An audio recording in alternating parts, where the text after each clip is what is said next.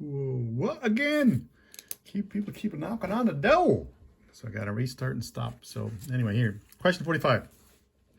When the average price of an item increases from P1 to P2 over a period of n years, the annual rate of inflation, or in decimal form, is given by this formula.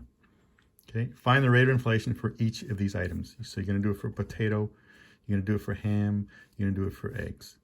Okay, potatoes, ham, and eggs. I'm going to show you one for tomatoes, not potatoes. I'm going to do it for tomatoes. Okay, so in this case, with question 45, tomatoes. In 1913, the price of tomatoes were $0.078 per pound. In 2013, the price of tomatoes were $1.73 per pound.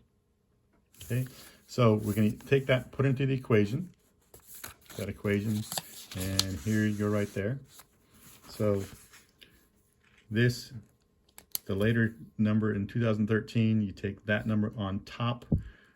The price in 1913 goes in the bottom, then it's 1 over n. It's how many years between here and here. That's a 100-year difference, so it's 1 over 100. If that was a 90-year span, it'd be 1 over 90. If that was a 75-year span, it'd be 1 over 75. Okay, but that's 100 years, so it's 1 over 100. And that's part of the equation, minus 1. You do this on your calculator, and you get that right there. Okay, 0.0317. Okay, and you're going to change that to a percentage. So you move the decimal point as the decimal, move the decimal point 2 places to the right. 3.147%. We're going to round it 2 places past the decimal. So we can get 3.15%. 3.15%. Excuse me. Okay. So there we go. Boom. Done. Now you're going to do it with potatoes. Do it again for ham. Do it again for eggs. And remember, round off 2 places past the decimal. If you want to get credit. If you're going to do it some other way, you don't get anything. You won't get credit. Okay. And last question, question 49. I think there's a glare right there. Let's see, get rid of that glare. So, maybe there. I think it.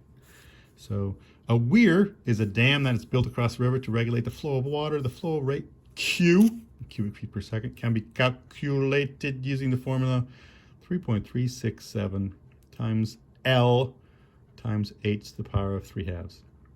L is the length in feet of the bottom of the spillway, and h is the height of the depth in feet of the water on the spillway.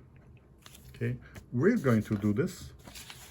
For our case, we're going to take this formula in question 49. We're going to do it with, just zoom out a bit here. I'm going to take this. We're going to do this with, stop moving here, buddies. There we go. Keep on kicking the camera. We're going to do it with a length of 30 feet and a height of 6 feet.